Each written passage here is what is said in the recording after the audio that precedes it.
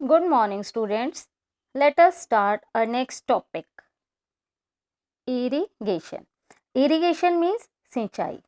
We know that all living beings need water to live. Living beings की proper growth and development के लिए water is very important. Plant की roots water के through minerals और fertilizers भी absorb करती है. Water is essential for germination of seed. Seed को अंकुरित होने के लिए पानी की ज़रूरत होती है क्योंकि ड्राई कंडीशंस में it is not possible for seed to germinate. पानी में न्यूट्रिएंट्स डिसॉल्व होते हैं और प्लांट के हर पार्ट तक पहुंचते हैं. इसलिए सोयल की प्रॉपर नमी के लिए और अच्छी फसल के लिए हमें रेगुलरली फील्ड में पानी लगाना होता है. And the supply of water to crop at regular interval is called irrigation. The time and frequency of irrigation varies from crop to crop, soil to soil and also season to season.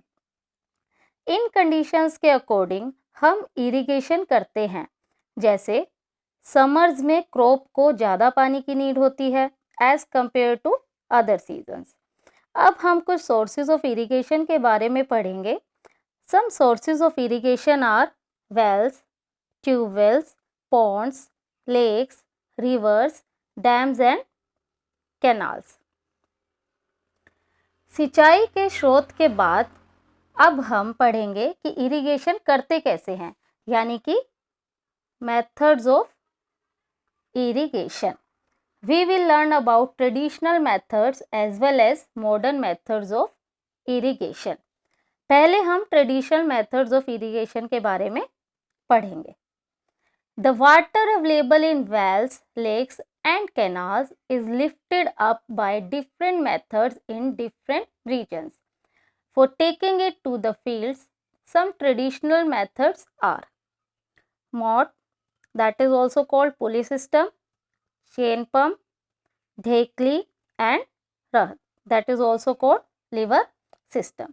Traditional methods में cattle या human labour का use होता था, इसलिए ये methods cheaper थे but less efficient भी थे.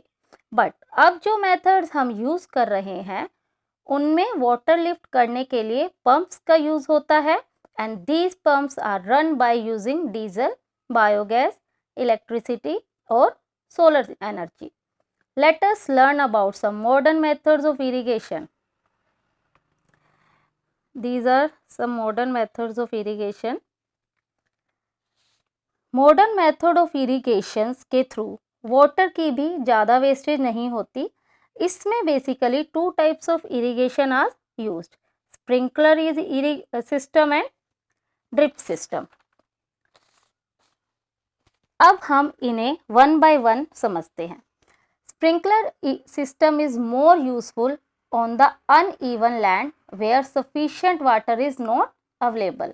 भरपूर पानी ना होने के कारण हम परपेंडिकुलर पाइप्स लगाते हैं जिनमें टॉप पर रोटेटिंग नोजल होता है.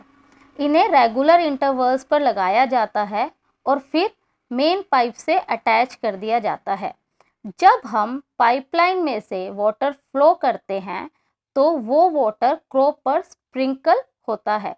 इस टेक्निक से वाटर वेस्ट भी नहीं होता और पूरी फील्ड में अच्छे से स्प्रेड भी हो जाता है.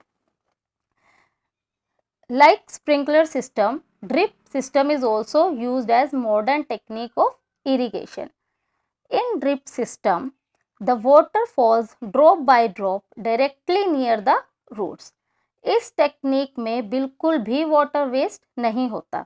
जिन एरियाज में बहुत कम पानी है वहाँ ये टेक्निक एक वरदान साबित होती है. इरिगेशन के बाद हम नेक्स्ट एग्रीकल्चर प्रैक्टिस के बारे में पढ़ेंगे and that is protection from weeds, यानी खरपतवार से बचाव. पहले हम समझते हैं कि weeds होते क्या हैं. In a field, many other undesirable plants may grow naturally along with the crop. और इन्हीं अनडिज़ायरेबल प्लांट्स को weeds कहा जाता है. इन weeds को रिमूव करना बहुत ज़रूरी होता है क्योंकि वो वाटर, न्यूट्रिएंट्स, स्पेस और लाइट हमारी क्रॉप के लिए इम्पोर्टेंट होती है, उसे वीड्स भी ले लेते हैं। कुछ वीड्स हार्वेस्टिंग के टाइम पर भी दिक्कत करते हैं। Some weeds may be poisonous for animals and human beings also. इसलिए वीड्स को रिमूव करना बहुत ही ज़रूरी है। And the removal of weeds is called weeding.